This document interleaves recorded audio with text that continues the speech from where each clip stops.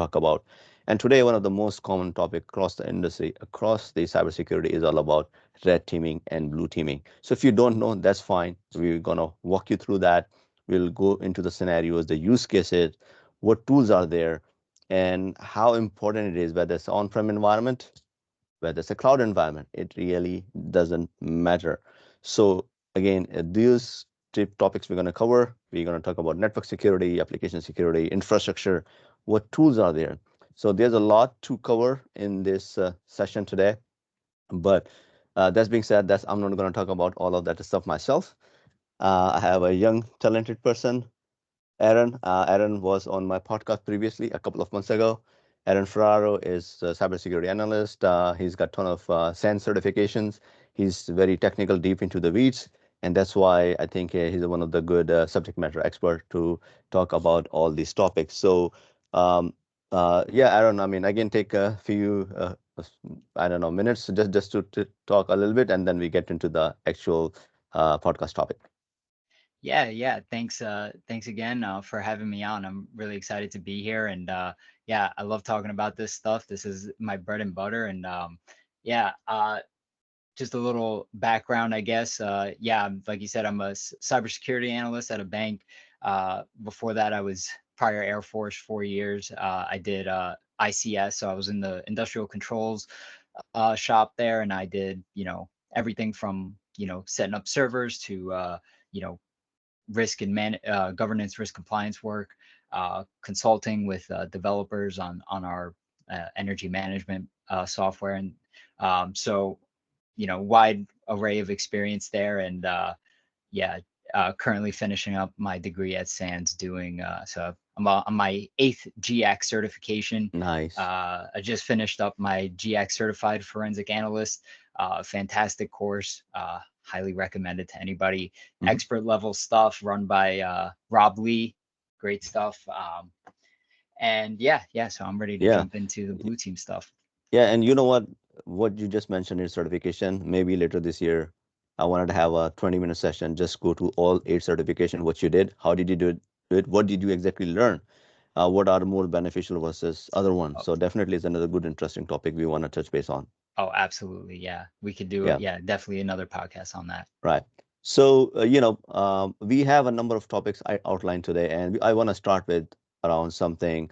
Every organization, whether it's a startup, whether it's an existing organization, they have their application infrastructure, whether on-premise or in the cloud, exposed to the internet. When you're exposed to the internet, gone were the days where manually somebody will scan your servers like 20 years ago. That's different. Now, everything is 24/7. Everything through scripts and AI and all those things are there. The chat, but the bots are there. A script has been written, tons and tons of things there. So as soon as you bring up your server, if you have open ports like 3389 or something along the line, within 5 minutes your machine would be down. That's for sure.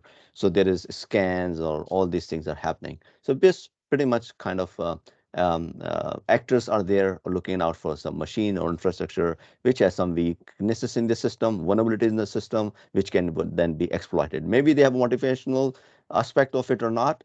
They can make the misuse. So how do we protect that? How do we deal with that? What is skills and all that? So based on these scenarios, okay, this is the actors and activators who are working on that. But what an organization can do, hey, I got to have a team similar to those hackers and attackers just to prepare myself for these kind of attacks, what we call proactively. So this is where the concept of red teaming comes in. Somebody you want to have an in-house build, and then I'll let also get some comments from Aaron. But that's the idea: an organization to defend themselves for such type of attacks. There are so many known attacks already there, appliances, products available. They have those predefined cases. You can have protection around that. But still, one weak point, one vulnerability can cause the damage. So what do you have to say, Aaron, about that? Yeah, so I want to start with, I think something that doesn't get talked about enough is network visibility and Hmm. ensuring you have the proper logs and the proper feeds coming in to your, whether it be your seams or your XDRs, getting all of that information aggregated and making sure all your endpoints all your servers, everything that's exposed and internal, you're tracking it, right? Because Right. if you're not tracking something, I mean, I can't tell you how many, organizations I've seen where uh, they leave a server, a dev server online, Mm-hmm. and they're not logging it, they're not tracking it, and eventually a bad guy is gonna, a threat actor is gonna find their way to that server, and if they have access to that server, one example is that recently happened is Microsoft, Mm-hmm. um, Midnight Blizzard. Yeah.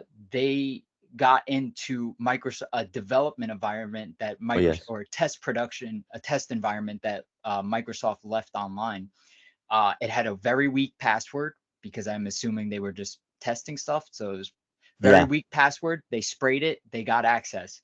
Once they got access to that server, they were able to create their own application that allowed them to pivot to a Oh, production yes. environment.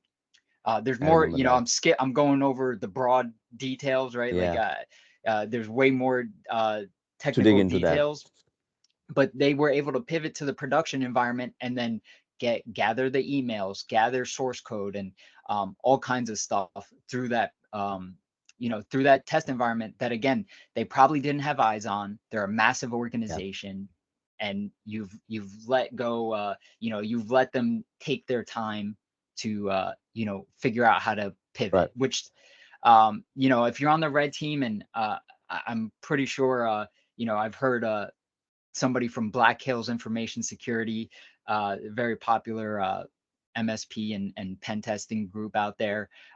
They said, if we get to your environment, if we get in, we will escalate to domain admin. It's just a matter of Wow. time, right? Mm-hmm.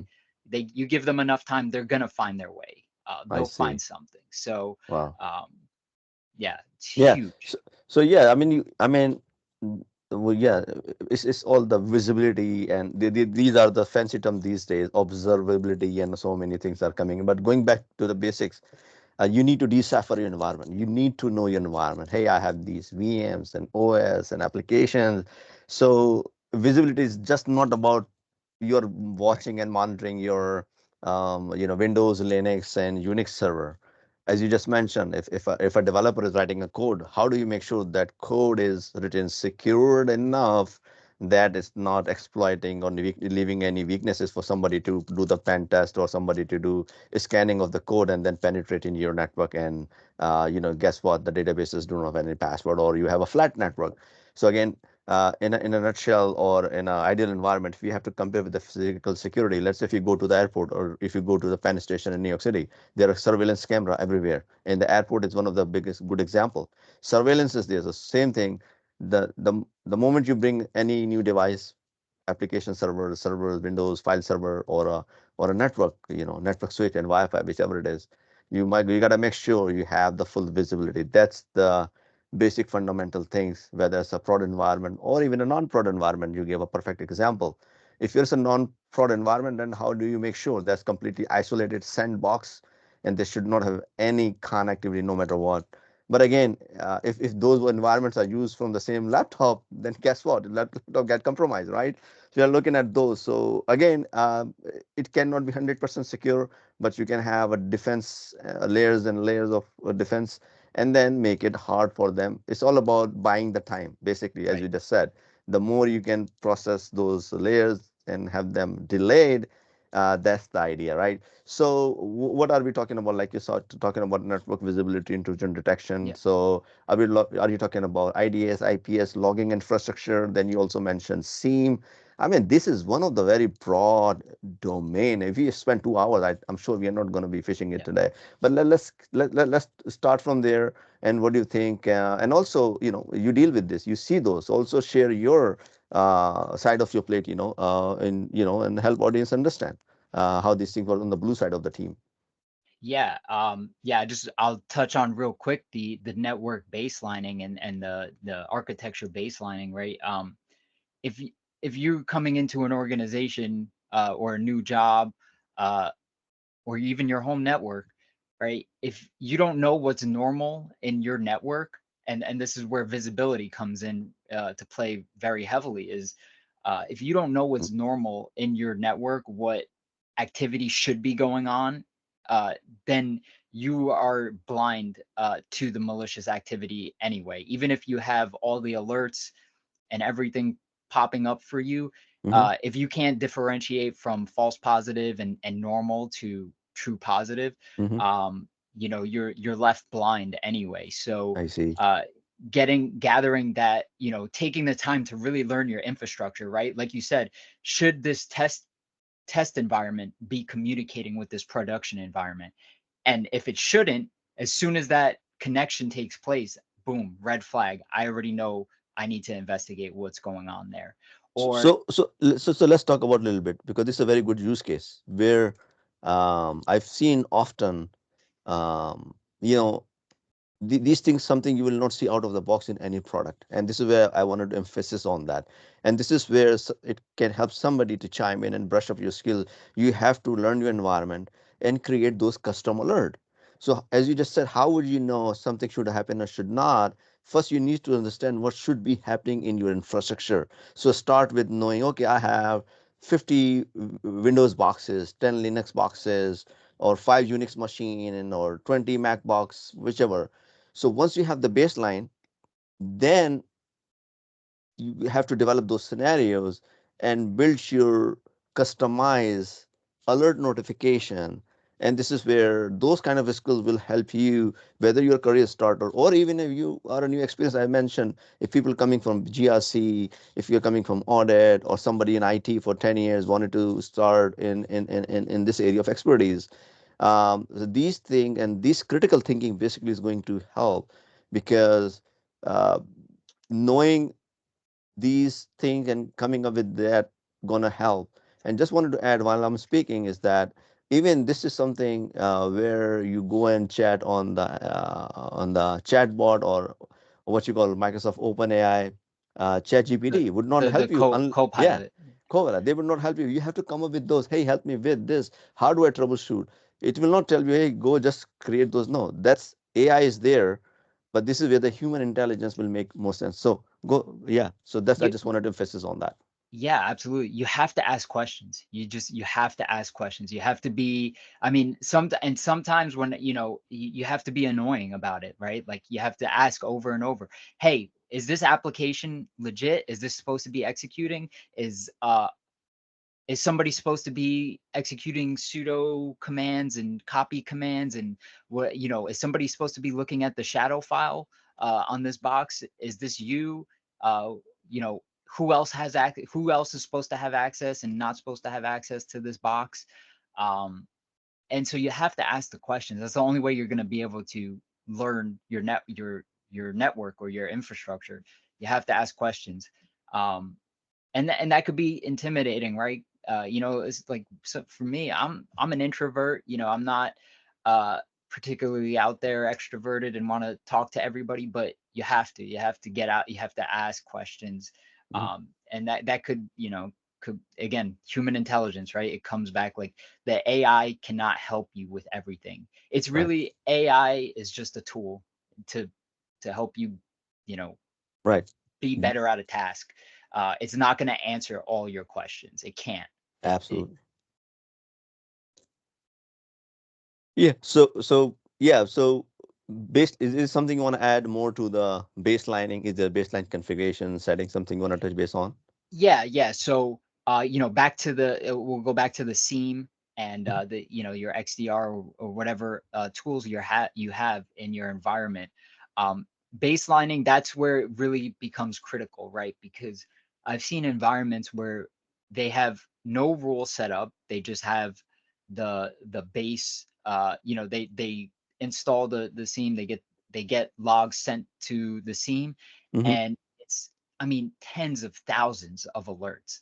I mean, it's all false positive, or mostly false positive, alerts, and you need to figure out how to filter all of that down. I mean, ideally, you want, depending on how big your organization is, how much activity is going on, ideally you want to get it down to maybe a couple hundred. If it, ideally it would be less than 100 every couple of hours.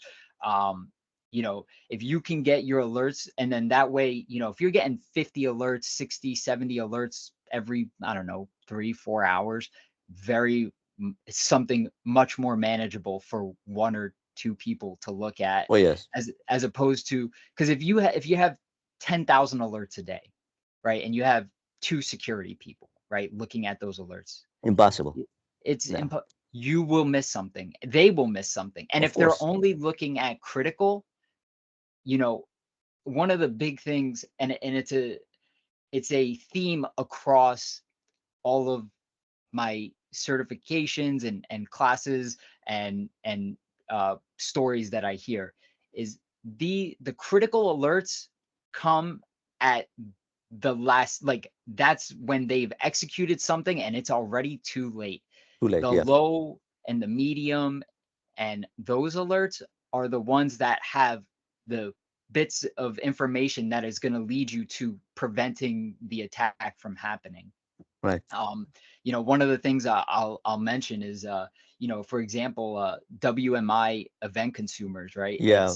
It's Windows management instrumentation. Yep. right, they're a very, abused tool for threat actors, to run malicious processes and, execute and download their tools and install and run executables.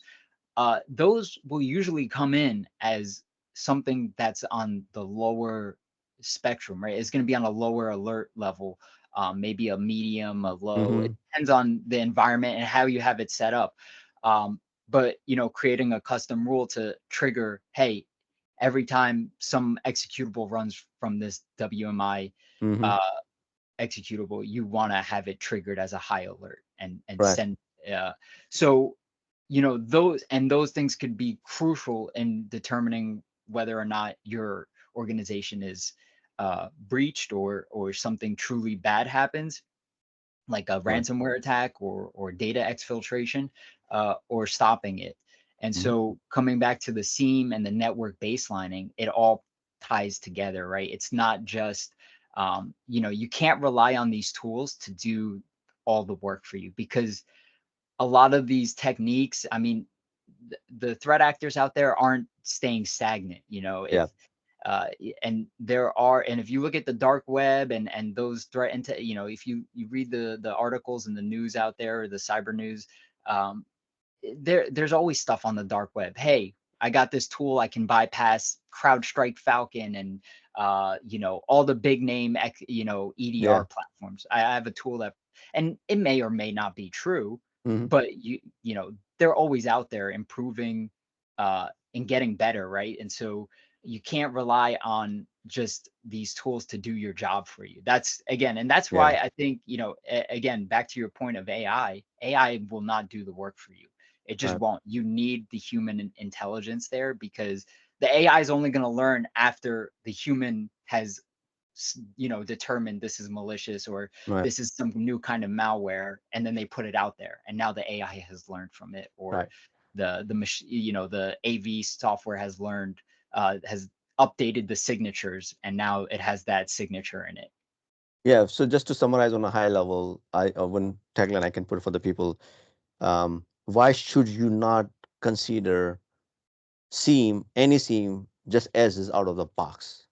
You have to understand and then evaluate the scenario, and just do not focus only on the critical ones, because those low and medium will eventually become the critical ones, and by that time you will lose all the time. So now let's move on. I think you wanted to talk about something on forensics. I think is Yeah. one of the areas. Let's talk about it. What you have to say, and what you've been seeing it, and how would you deal with those? Yeah, so forensics really comes into play in more of the incident response scenario. So after, something has happened, and you've determined, or you're looking at suspicious processes, and this is a little more low level stuff here, so it's a little more technical. Um, but yeah, learning the memory, right? How memory works, right? Okay. And the low level of the processes, right? Because if you open up Windows Task Manager, Right. right? You're going to see a bunch of processes, Exactly. and you know most people don't know what's going on in these processes, or how to like how would you identify Right. if something's malicious or not. So if you have the ability from your scene to say, hey, um, this executable looks suspicious, right? Like, let me go to this endpoint, I can check it out, and see what's going on. And if you can pull up, using some tools like volatility, it's a popular memory analysis tool, and gather a memory image and look at the process tree, look at the process list. Um, and again, coming back to a baseline, right? You need to understand what's normal and what's not. Right now I'm analyzing a Stuxnet memory image from an infected host from Stuxnet, and looking at the memory image, just doing some basic process list like analysis, you can see it runs multiple LSAS Hmm. executables, right? So if you're looking at that, and again, you learn the ins and outs of the Windows systems or your Linux systems, you'll know right away.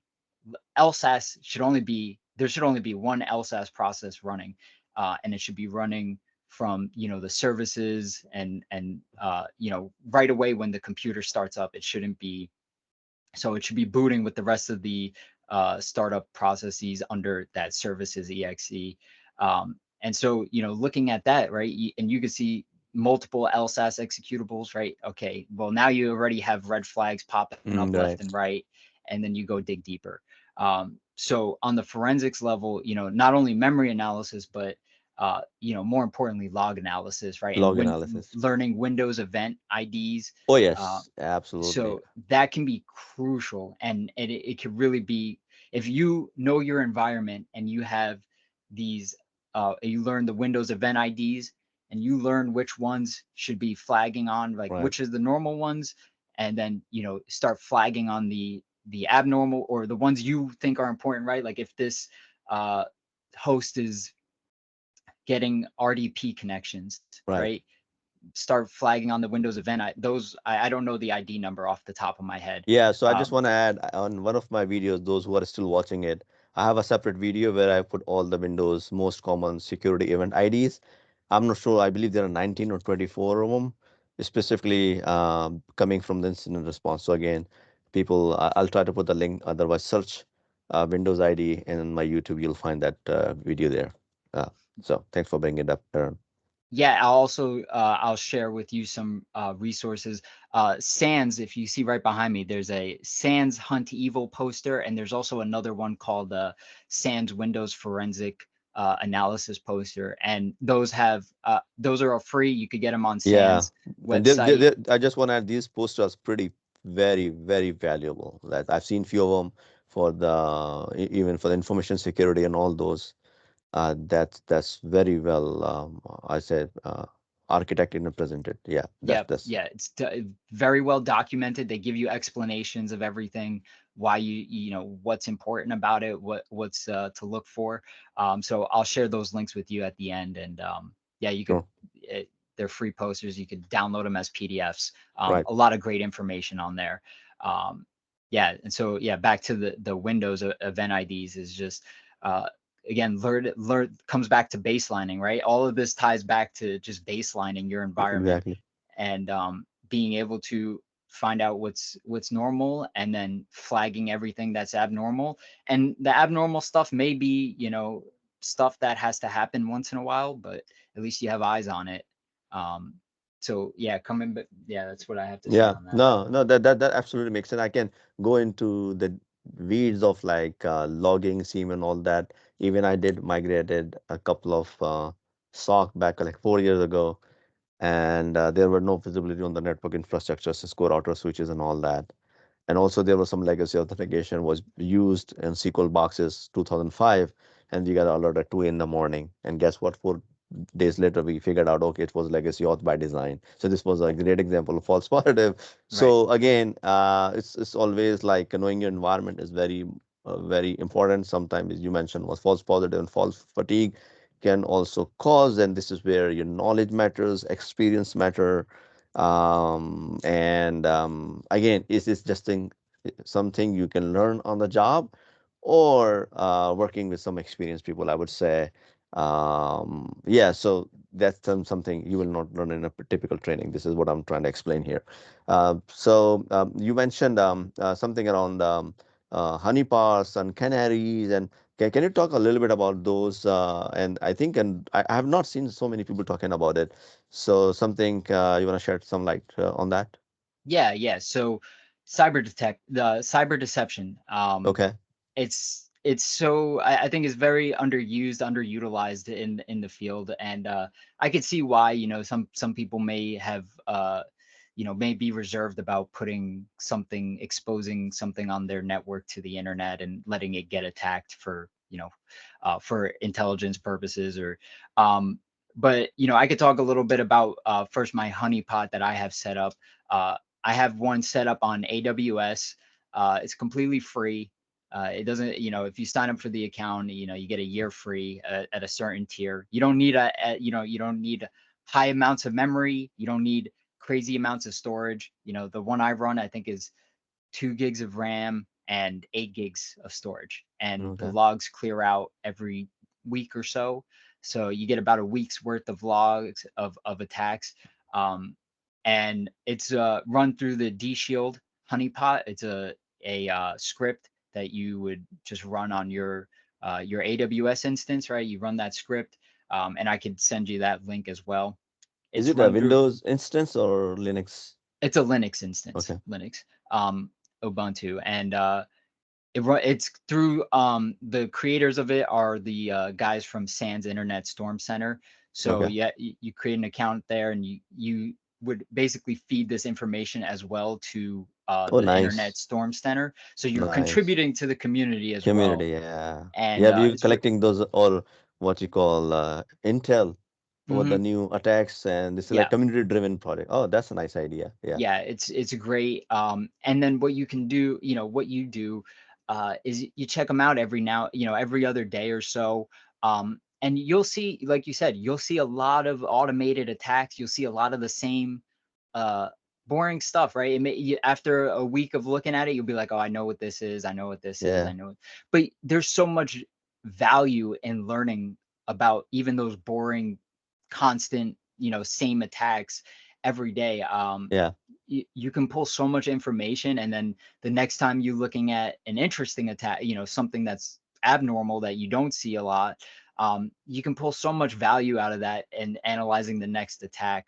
And there's so much open source you know tools and websites to use to analyze. I mean, you could any of these attacks. I've done about 8 or 9 of attack observations by now. So, just analyzing one attack.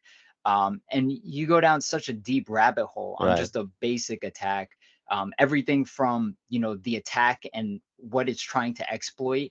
I mean, you'll see a lot of attacks are still exploiting, vulnerabilities from 2017, 2019, Yeah. even 2011. Like I've seen CVE's 2011 on there, and in these exploits, and you never know what's out there. I've gotten Citrix, that recent Citrix vulnerability, the Citrix bleed. So you could see people scanning for those servers and those networks, and then again using all these open source tools, you can see what the community is saying about it, right? Right. I mean, if you go look at the comments, and even on Virus Total, Hmm. um, or any of those websites, Right. you'll see people commenting, "Hey, this is scanning for, this Citrix bleed vulnerability. This is scanning for, this is brute forcing SSH." Right. Um, and there's a lot of value there, and you can determine, if you put that on, let's say, your enterprise network, sure, you'll get uh, a lot of the script kiddies, but you Right. may end up finding something that again is abnormal, right? And something more targeted. And then you see what they're trying to exploit, right? And Right. if they're trying to exploit something that maybe you use that software or Hmm. hardware, well, now and Right. now you're a step ahead of them. Yeah, and also Uh, I was thinking, uh, if you mentioned people are reluctant not to put it, so they can create a sandbox environment and mimic some of their databases instances, and at least is better than nothing. And another good point is that, which I want to emphasize more on that, even you get bored after looking at those scenarios and attack after a day, 2 days, a week, and week after. But if you see those in the real environment, you will catch them right there. Hey, I've right. seen it. Hey, I've seen it. You will, your brain will develop that if that pattern is happening in the environment. And these kind of skills that really help you grow your career or help you, and impress or at the work. Like this is something because it's all about experience. So in that case, you don't need to wait for 2 years. You can, what you just suggested, within 2 weeks, people can have a really good experience and bring a lot on the table. Yeah, and a lot of people breaking into the field, I always recommend them go create a website, go create a honeypot, and then go start analyzing attacks and learning, right? Just Yep, learning on the fly. You don't need that. That's the great thing about the field is you don't need to go have professional experience to get experience. You can exactly. get all this stuff at mostly free, if not a minimal cost. I Yeah, mean, and you don't need to be in college. Sure, certification will help, but you don't need to have a degree. yeah, I don't have my bachelor's degree yet, yeah. but You have the you skills, don't, man. You have the skills certification. That's itself is a proven success story that you don't have to go to a 4 years and you have all these SEN certification. Or I talk also a lot about cloud security certifications, of course. And you're doing your or if you somebody wants to do the bachelor's on the side, they can do on the parallel. But things have changed. People are looking, companies are looking for people for the skills. Hey, you should be able to deliver those. One thing I also wanted to add, you mentioned how to set it up in the cloud, but I've seen people, folks I've worked before, some of the smart people, they do this is what they do every day. They have two Verizon or two internet at lines mhm, at their home, one for the regular home use, and they have a complete separate dedicated internet line just to play around. yep, With the VM, they set up their own network, bring machines. It's not impacting the home network, but they have designed the labs like this and they play around with that. So what I'm saying is that people, when they say, hi, how do we get the experience? Man, it's right there. You just need hmm, to go play around with that. It's like Legos, break and fix, break and fix. Simple right, as that. And you yeah, need that analytical and critical thinking. yeah, and that's it's crucial to it's also it demonstrates your knowledge, right? Um, and then as you get the professional experience and the real, even the at home experience, and you do tangible things, and you can demonstrate those things that you've learned, then you go get the degrees and the extra certifications, and now you're skyrocketing, right? You're Yeah, like you're on an exponential curve of growth, because now yeah, you've got the foundations, and you just keep going from there. right. So we have few more topics. Let's see if we can cover it. Sure. A couple of more topics. So now we know the importance of red teaming and blue teaming. And in other podcast, I had a world, not the world, I think Finland's one of the top security trainer, and it's there in my video that he said, For every one red team job, there are six blue team jobs, and which people they know it, they analyze. We have logging related job, we have forensics job, we have SIEM engineer, we have analyst, we have security engineer job, like five on top of the head without me Right. thinking it. I just call it out. So those are the job roles, and this is also important.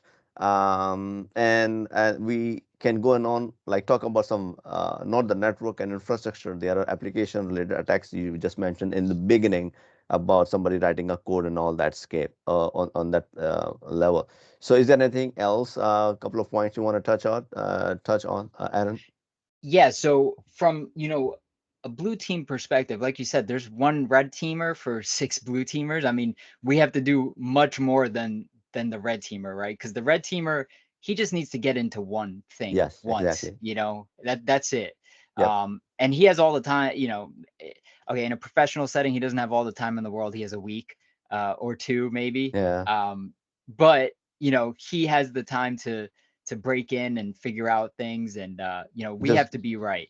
yeah. uh and coming back to learning, on the blue team side, you need to learn, and understand their attacks. So coming back, honeypots, um, you know, understanding how those attacks are being implemented. But there's also, I just want to share some free tools Sure. and virtual machines out there that are that you can use to play around with, and they're easy to get set up. So OWASP Juice Shop. So Okay.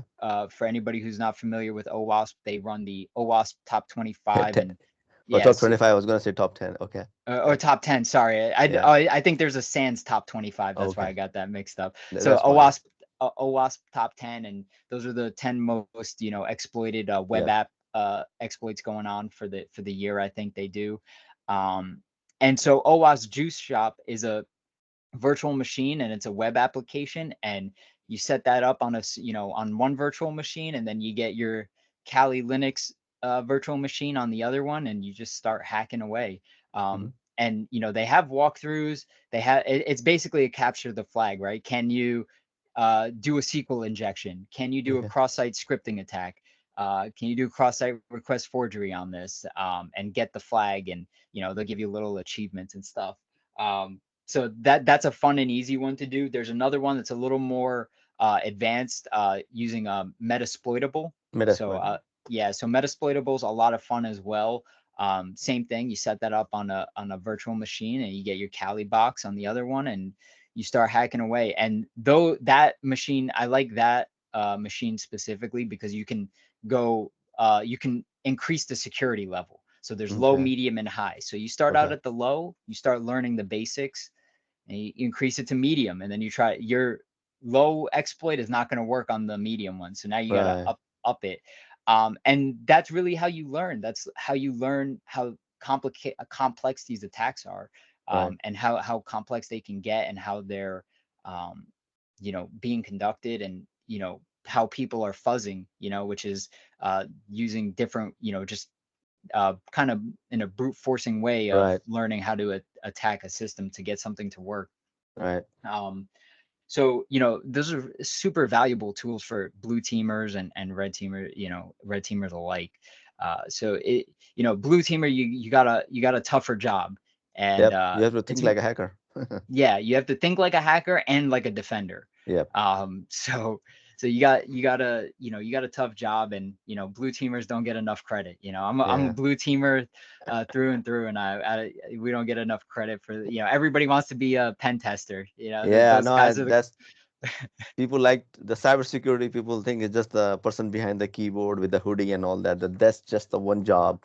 And blue teamer, they're also purple teaming, which is goes to the engineering architecture, which we'll cover sometime later. I've done a lot in the purple teaming as well. And what we have just talked about is again, there are many jobs, and again, the particular thing, when you have this kind of activities happening, this is where companies should need to consider logging. We talk about specifically security identities. It can be for across the windows from the endpoint. So you should be making sure you're collecting the logs from your infrastructure, and then build your custom alerting, know what is normal in your environment, what's not normal, and then you rely and put all the data feed into the SIEM, which it will do the machine learning. Machine teaching is there, but AI capabilities vary from vendor to vendor. So again, alert fatigue should be reduced by 90% as a best practices, which I have seen a number of products. You don't want to have 10,000 alerts.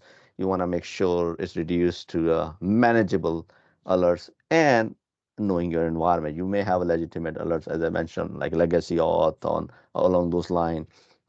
Maybe a new product out of the box may raise an alert, hey, legacy auth is old technology and start. But guess what? If your business need that old databases or old infrastructure, because it's bringing millions of dollars to your companies, right? So you got to make sure then you have a different defense layer and alerting.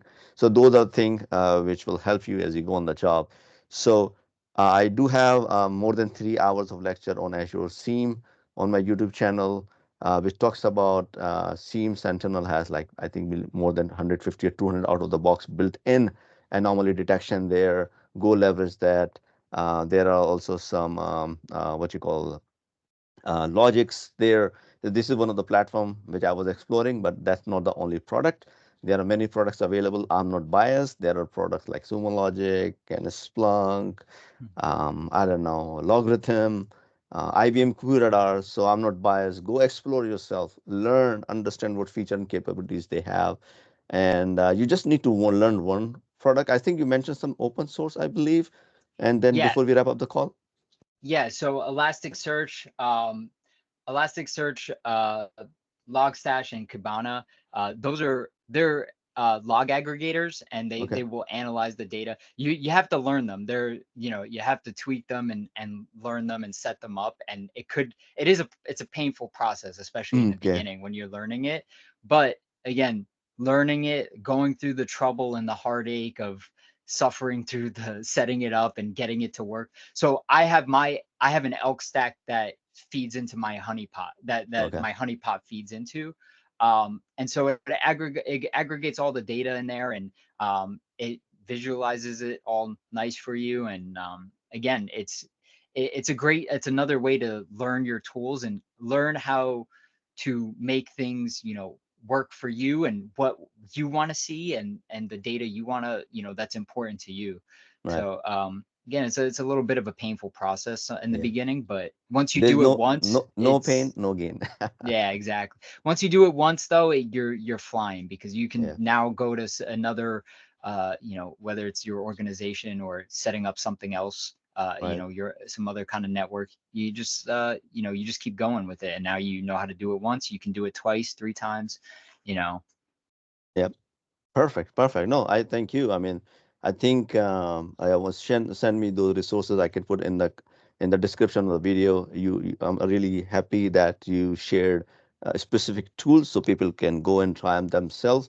That's really one of those that can help to gain experience with Hmm. hands-on, be able to help them with their interview call. And going forward, let me know in the comments because this is another area. This is what we talk about red teaming and all that. When it comes to overall security leadership, this is where a GRC component or assurance component. So it's not compliance, but making sure organization has all those tools and capability. It is another important from the leadership perspective, from CISO leadership and also the CTO or CIO, because at the end of the day, it's enterprise risk management. And this is how, not directly, indirectly, very well connected, that how would you address those risks.